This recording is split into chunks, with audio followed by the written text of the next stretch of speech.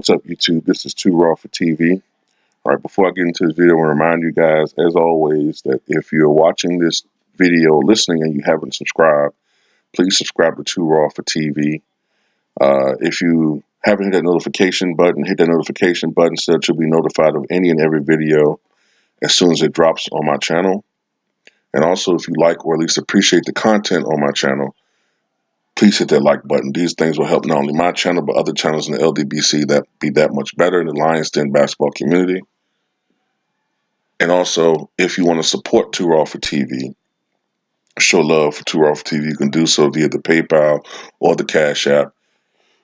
And you can also support Too Raw for TV if you choose to via the Patreon for only $2 per month. On the Patreon, I'll talk about stuff that I can't talk about on YouTube for obvious matters, for obvious reasons. And you know how that goes here on YouTube. I want to give a shout out to James. I don't want to say your full government because I don't know how some people may not want me to do that. But I want to give a shout out to James for his donation. And James told me, read the message. He said, "Love your views and substantial knowledge on the NBA. And you recently brought up Michael Adams, my main man, on YouTube. Thanks, man. Appreciate that, man. I really do." And somebody pissed me off. I had to block him, man. As a dude that has commented a couple of times, but he called me a fraud because I said, I dared to criticize LeBron for not being a little bit more honest and forthright when it comes to Carmelo Anthony. You see what I'm saying? That's what pisses me off with some people. Look, I'm not a fanboy when it comes to these videos. You know what I'm saying? Michael Jordan do some stupid shit, I'm going to go at him too. I try to be objective. And some people don't understand what being objective means. It means I try to be fair, but I'm in the middle. Okay, I'm trying not to play either side. Sometimes in the past, man, I could be a little bit too at people. I think I went too far with the Kobe shit. I went a little too far with the Rose and Carmelo. I kind of look at those videos now and I cringe. I'm like, damn, I ain't had to really go like that. That was too much. You know what I'm saying? But sometimes, man, when you going at these trolls, man, they really start making you I'm telling you, man, these trolls, man, if you're not used to that shit. So when you first do a video, when you first start a channel and you have a smaller channel, you don't really attract trolls. You know what I'm saying? You really just usually attracting people that support you.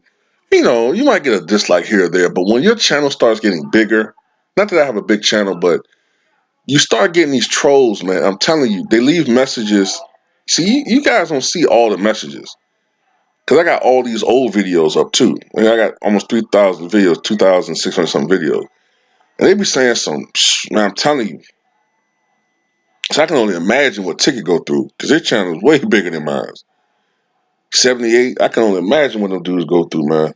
But let me get to the video, man. I don't want to keep hearing me whine about trolls and shit. LeBron James recently said that when it comes to retirement, that's not even on his radar right now. That's not even on his radar. And he actually compared his career to Tom Brady. He said recently, let me see if I can get the comments up. Come on. LeBron James said that, wait a minute. Okay. Los Angeles Lakers forward LeBron James on Friday said he is a long way from hanging up his high tops and likening himself to veteran Patriots quarterback Tom Brady, who's still going strong at age 42. Asked by reporters whether retirement had crossed his mind, the 34-year-old James shook his head. "I'm not at the end of my story. So no, not the way I feel right now. Me and Tom Brady are one and the same. We're going to keep playing until we can't walk no more. As long as I still feel great and as long as I can still play at a high level, I will play this game until I physically can't or mentally I'm a little checked out. Then you could start looking at that. I have no idea when it happens, but I'm not there." It goes on to talk about how this type of talk started last season when LeBron had the injury, the first major injury of his career, and the Lakers didn't make the playoffs and all that. And they're saying he looks like his more dominant self this year, and the Lakers are what 8-2 or something like that now, 9-2, and they sit atop the loaded Western Conference. Um, Look, these are my thoughts. Um, he compares himself to Tom Brady, and I Ticket made this point. Ticket did a video about this just before me too. Shout out to Ticket TV. If you're not subscribed to Ticket TV, please subscribe to Ticket TV, man. Awesome channel. I agree with him. Like, Tom Brady is what, 6-3 in Super Bowls, I think. 6-3. And two of those losses came against the Giants. I think the other loss, of course, was to the Eagles. And he also had a historic comeback, like LeBron did, against the Warriors when the Falcons blew what, a 28 point lead or something like that, 25 point lead, record for a Super Bowl. But the difference is Tom Brady is 6-3 in the Super Bowl, while LeBron James is 3-6, the inverse. So you've lost a lot of NBA Finals, um, and you've also lost against teams where your team was favored.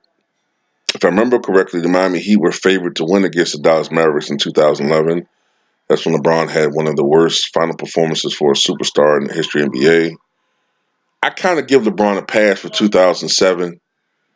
I give him a pass for that one, but still, um, he's lost a lot of finals and he's lost badly. The last two finals he was in against the Warriors, they were not competitive at all.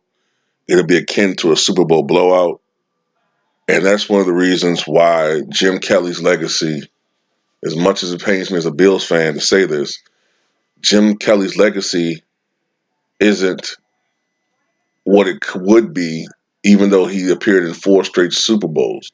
If I told you Jim Kelly is the only quarterback in history to appear in four straight Super Bowls, you would think that he would be amongst the greats, but he's not because he lost all of them. So losing does affect your legacy. Um, but LeBron's a great player, but you know, I just wouldn't compare myself to Tom Brady. Also, I'm pretty sure that the media, and in particular the right wing media and right wing conservatives, wouldn't have treated Tom Brady the way they treated you, LeBron, if if he was asked a question about China and Hong Kong. We all know that fake outrage, and we all know what that was about. So, and Tom Brady is a Trump supporter. So, what I'm saying? We all kind of know what that was situation about. But at the end of the day, LeBron James is a great player, and he's blessed and continues to be blessed, hopefully, with great longevity. Um, but at this stage of his career, with all of his accomplishments, three NBA championships, four league MVPs, uh, multiple All Star appearances, multiple All NBA teams, a couple of All Defensive teams, LeBron James final MVPs. LeBron James has done it all. He said it so many multiple times. So for LeBron James, if you listen to him talk, one of the pronouns that he uses the most, and I've noticed this since he's been on, created his Twitter account, is I. LeBron James is a great basketball player, and on the court, he gives the impression that he's a all-purpose player, a team-orientated player, and he is. But LeBron James is an egomaniac, and that's not me being critical. He's an egomaniac.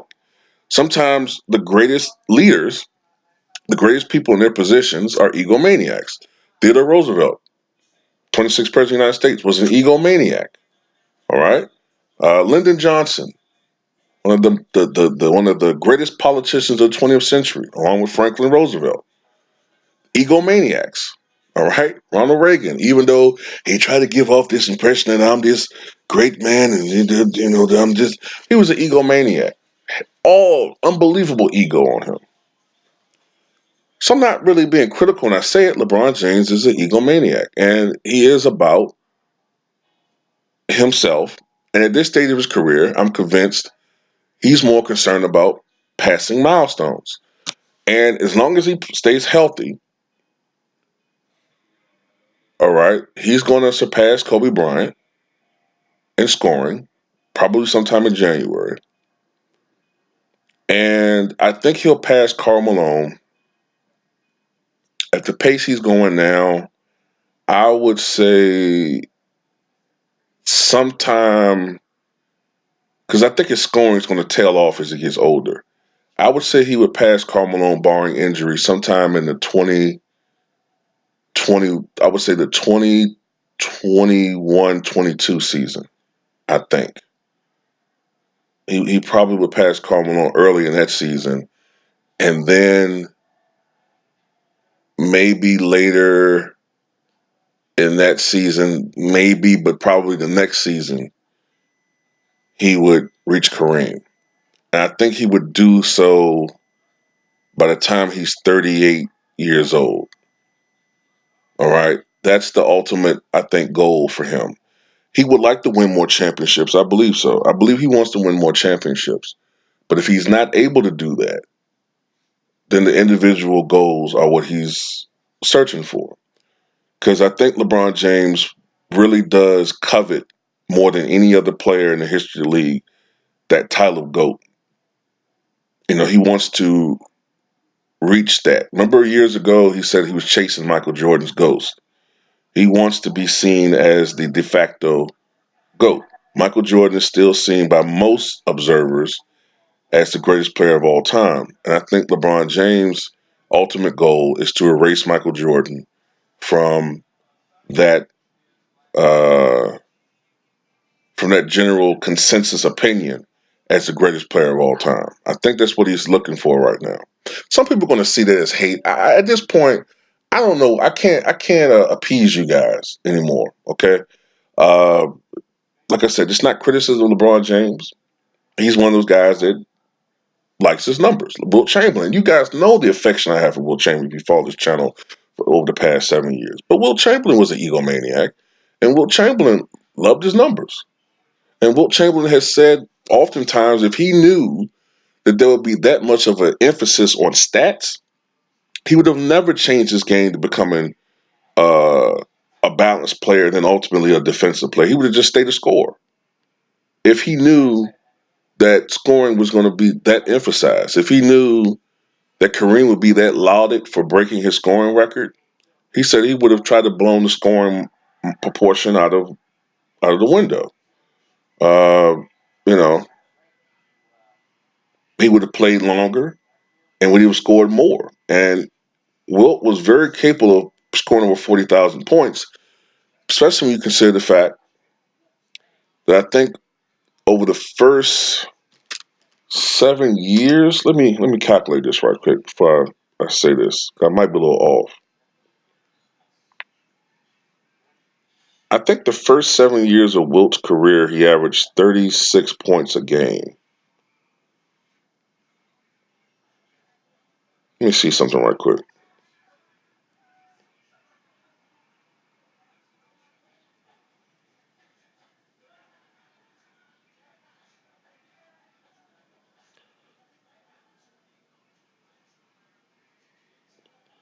The first 7 years of Wilt Chamberlain's career,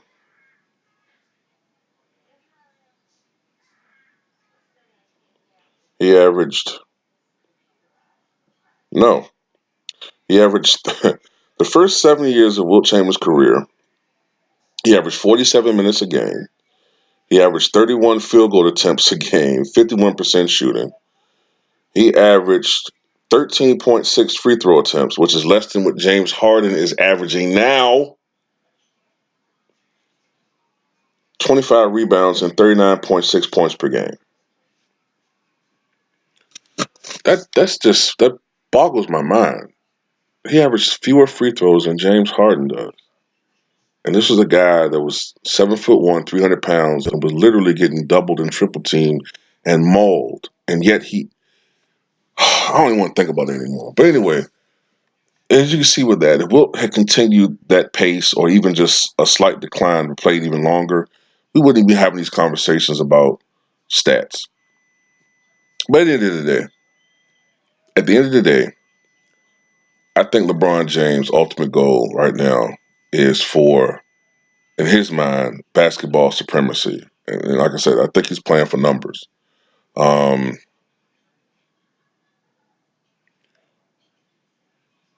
he's going to be the first guy. I think at the end of the day, barring injury, he's going to be all time. I think he's going to be the all time leading scorer. I think he's going to finish. He's already top 10 in assists. I think when everything's said and done, he's going to be top 5 in assists. And I don't know his rebounding numbers off the top of my head, but he's gonna have over 10,000 rebounds when everything's said and done.